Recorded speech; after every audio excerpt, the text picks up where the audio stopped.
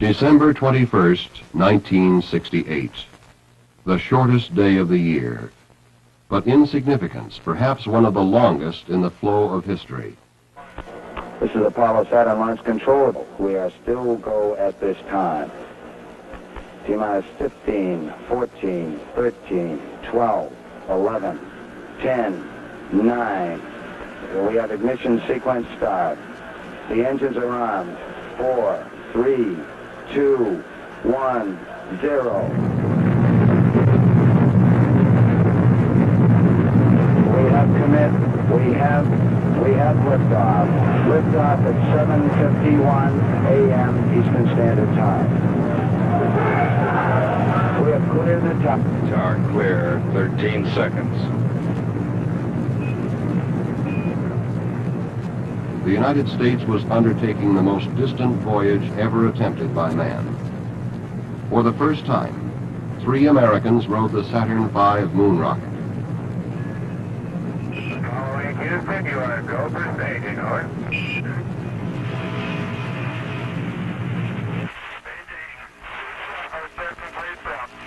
Roger, understand up.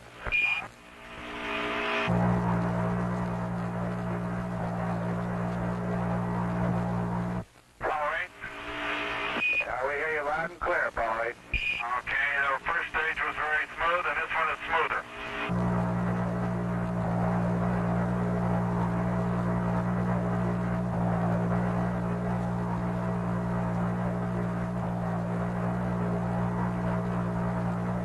Apollo 8 Houston, your trajectory and guidance are go, over. Thank you, Michael. Yeah, you're looking real good, Frank. Frank Borman, Jim Lovell, and Bill Anders were about to leave their cradle Earth and face the infinite frontier. Apollo 8 Houston. Go ahead, Houston. Apollo 8, you are go for TLI, over. Roger, understand. We're go for TLI.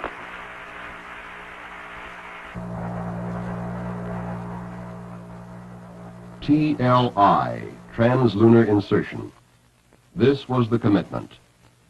Borman, Lovell, and Anders were ready for the maneuver that would send them to the moon. As the world listened and watched, its people were overtaken by a new awareness, an awareness that they were perhaps witnessing the overture to the ultimate destiny of man. Lovell confirms ignition.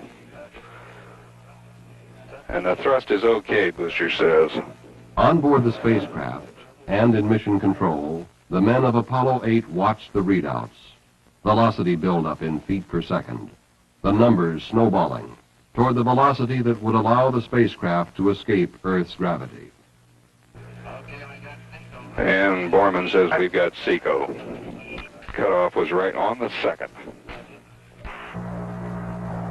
With the cutoff of their third stage engine, Apollo 8 was traveling faster than had any men before, a coasting uphill climb against the pull of their native planet.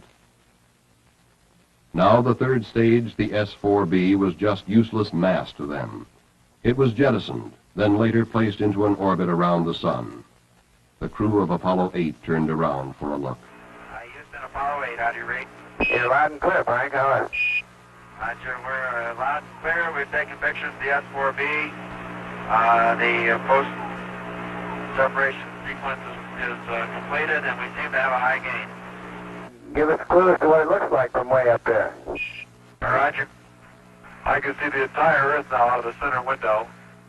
I can see Florida, Cuba, Central America, the whole northern half of Central America, in fact, all the way down through Argentina and down through Chile. Hey, you picked a good day for it. Houston, for information, I'm looking through the scanning telescope now, and I see millions of stars, most of them vending from the S-4B. The crew of Apollo 8 now settled down to the routine of the outward flight. Systems checks, observations, navigational star sightings. Jim, they've just been looking at your marks with respect to accuracy, and they figure they're within a couple thousandths of a degree of the theoretical optimum. Lovell's proficiency in navigating the spacecraft with its onboard optical instruments would eventually earn him the nickname the Man with the Golden Fingers. His speed was such that he would be requested to slow down so that the earthbound machines recording the data could keep up with him. The accuracy of his sightings was virtually flawless, symbolic of the entire mission. A mission so accurate that several of the planned mid-course corrections would be dropped as unnecessary. Astronauts, spacecraft, flight controllers, computers. The precision was fantastic. Then, on the second day out, the world looked in on the crew via television. This transmission is coming to you approximately halfway between the moon and the Earth. We've been 31 hours, about 20 minutes into flight. We have about less than 40 hours left to go to the moon. So Apollo 8 glided on silently, farther from Earth than man had ever before been. A microscopic dot of life in the cosmic void. Around the world, in Goldstone, California, Madrid, Spain, Canberra, Australia, the gigantic antennas of the Deep Space Network tracked Apollo 8, received its communiques, picked up the voice of its telemetry. Only for the 40 minutes of its transit behind the moon on each orbit would Apollo 8 lose contact with Earth. Then, on the day before Christmas, the network zeroed in on the spacecraft television antenna for the second broadcast to Earth. Right, you're all looking at yourselves as seen from 180,000 miles out in space. Mike, what I keep imagining is if I'm some lonely traveler from another planet, what I think about the Earth from this altitude, whether I think it'd be inhabited or not. You don't see anybody waiting, is that what you're saying? Well, I'm just kind of curious whether I would land on the blue or the brown part of the Earth. You better hope we land in the blue part. Shortly after they turned off the television camera, Borman, Lovell, and Anders ended their long climb away from Earth. Crossing the point where the gravity of Earth and Moon just balanced, they became the first men to fall toward another celestial body. Now the time approached for the most immense commitment of the mission, Lunar Orbit Insertion, LOI. A burn of the service module engine would place Apollo 8 into orbit around the moon. Up to this time, without further major maneuvers, the spacecraft would loop around the moon and return to Earth. Once the burn was made, Apollo 8 would be held by the moon's gravity field until a later burn would push it free. Apollo 8, this is Houston at 6804, your goal for LOI. Okay, Apollo 8 is go. You're riding the best bird we can find. Lunar orbit insertion would take place on the backside of the moon. With the moon between the spacecraft and the Earth, all contact would be lost until it appeared on the other side. In mission control, they anticipated LOS, loss of signal, from Apollo 8. We'll see you on the other side. Now, mission control and the world could only wait. Wait for the first contact with Apollo 8 as it emerged from behind the moon. We've got it. Apollo 8 now in lunar orbit. There's a cheer in this room. This is Apollo Control Houston, switching now to the voice of Jim Lovell. By 60.5, good to hear your voice. The burn was as close to perfect as possible. Later burns would circularize the orbit, and the three astronauts would circle the moon 10 times in 20 hours. Sunrise, sunset, every 2 hours on an alien world. And they would take pictures, still photographs as well as motion picture film, here seen at a much faster rate than orbital velocity. Apollo 8, Houston, what does the old moon look like from 60 miles, over? Okay, Houston. The moon is essentially gray. No color. Looks like plaster of Paris. Or sort of a grayish beach sand. You can see quite a bit of detail. The craters are all rounded off. There's quite a few of them. Some of them are newer. Many of them look like, especially the round ones, look like hit by meteorites or projectiles of some sort. Langrenus is quite a huge crater. It's got a central cone to it. The walls of the crater are terraced, about 6 or 7 different terraces on the way down.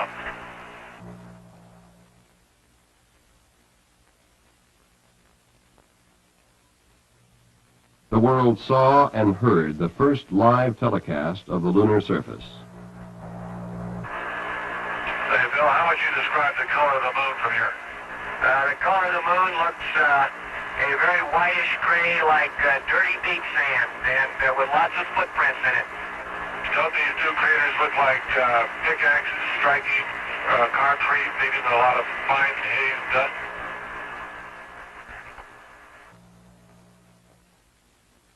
Scientist, engineer, astronaut, the world, all followed the progress of Apollo 8. For this was preparation, an advanced scout marking the way for those who would follow, those who would orbit, those who would land, navigate, track, observe, record, describe. There's no trouble picking out features that we learned on the map. Certainly looks like we're picking the more interesting parts of the moon to land in. The backside looks like a sand pile my kids have been playing in for a long time. It's all beat up, no definition, just a lot of bumps and holes.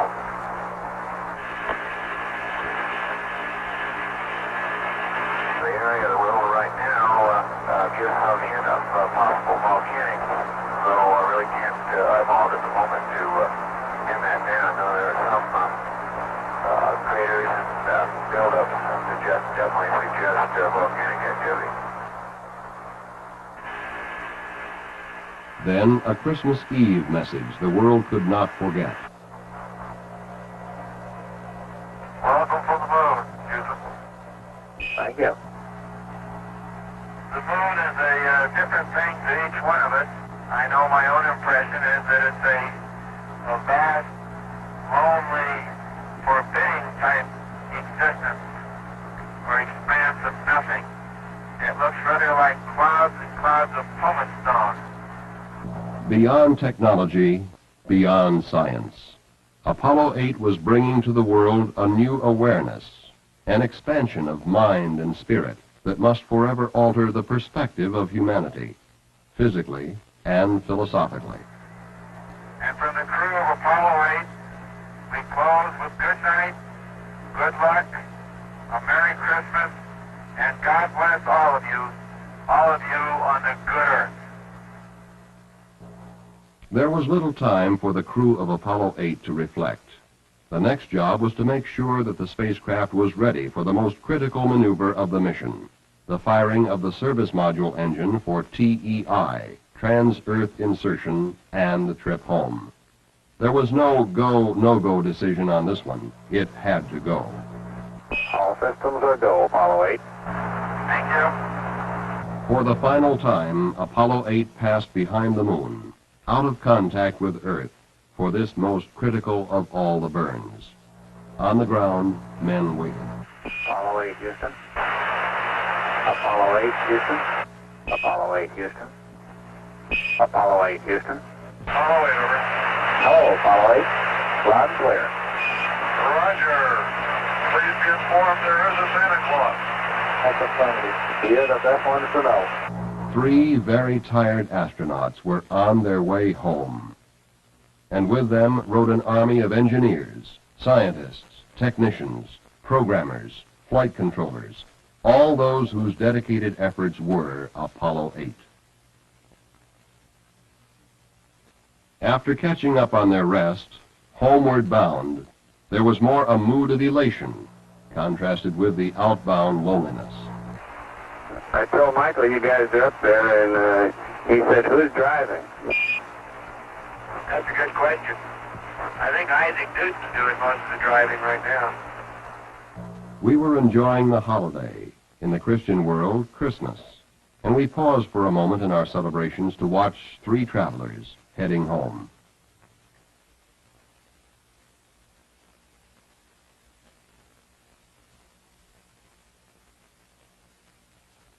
As many of us sat down to our Christmas meal, Borman, Lovell, and Anders were enjoying theirs. It appears that we did a grave injustice to the food people. Santa Claus brought us a TV dinner each, which is delicious. Turkey and gravy, cranberry sauce, grape punch, outstanding. Roger, Jim. Glad to hear it. You know, we're down here eating cold coffee and bologna sandwiches. As on the way out, there were periods of work. The navigational ability of the spacecraft and crew was proving phenomenal. And periods of rest, a single man on watch. Well, Ken, that just leaves you or I. How about you and I? Anything exciting happened today? Real quiet down here. Everybody's smiling. Everything's pretty calm, like it should be on Christmas. Very good. And Mel says we're in a period of relaxed vigilance. Very good. We'll relax. You'll be vigilant. The final television transmission, 97,000 miles out, farther than man had been on any previous mission, but now tantalizingly close to home. I think I must have the feeling that the travelers in the old sailing ships used to have. We're going on a very long voyage away from home, and now we're headed back, and I have that feeling of being proud of the trip, but still happy to be going back home and back to our home port. Every second brought the spacecraft closer to its fiery entry, the final plunge to the safety of Earth. On the morning of December 27th, the word was given to Apollo 8. The pyrotechnic devices that would separate the command and service modules prior to entry were armed. Apollo 8, Apollo 8. Your go for pyro arm. Everything's looking good. Roger, everything's looking good here, Ken. On schedule, the command module jettisoned the service module to expose the main heat shield, aligned itself to entry attitude, and slammed into the atmosphere at 25,000 miles per hour, faster than man had ever traveled until Apollo 8.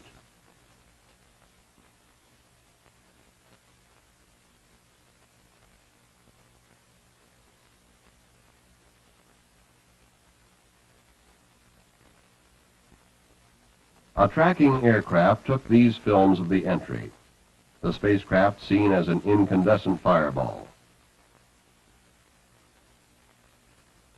With the temperature on the heat shield reaching 5,000 degrees, the communications were blacked out. The men in mission control waited once more.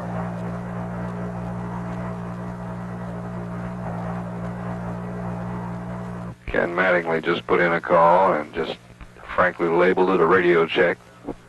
He's gotten no responses yet.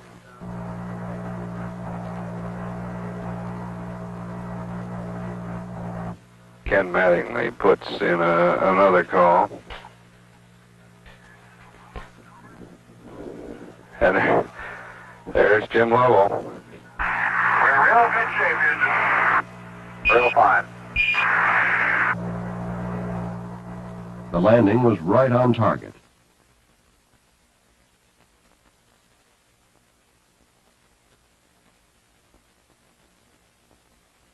Later, Frank Borman would report passing over the recovery ship as Apollo 8 drifted down toward the sea on its parachutes.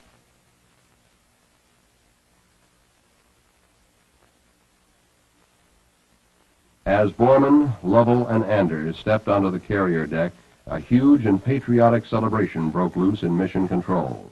A celebration echoed by the hundreds of thousands of men and women who were Apollo 8. Again, it's Apollo Control here. I'm not sure how well our voice is getting out. There is a tremendous roar, an undercurrent of roar in the background. And I have never seen the degree of this emotional outpouring in any previous mission, including Alan Shepard's. I've seen rallies in locker rooms after championship games. I've seen happy politicians after elections, but none of them do justice to the spirit pervading this room. But the triumph of Apollo 8 was beyond the bounds of nationalism. It was a fruition of the ages of humanity. The first Chinese setting off a gunpowder rocket, the Englishman, Newton, the German, Kepler, the Russian, Tsiolkovsky, the American, Goddard. For one moment in history, the nations of Earth were united in the eternity of deep space. In Havana, in Washington, in London, in Moscow, in Tokyo. All of mankind joined 3 Americans, orbiting 60 miles above a stark, lifeless world. In the beginning, God created the heaven and the earth. And the earth was without form and void, and darkness was upon the face of the deep. And the Spirit of God moved upon the face of the waters. And God said, "Let there be light." And there was light. And God saw the light, that it was good. And God divided the light from the darkness. The vast loneliness up here on the moon is awe-inspiring, and it makes you realize just what you have back there on Earth.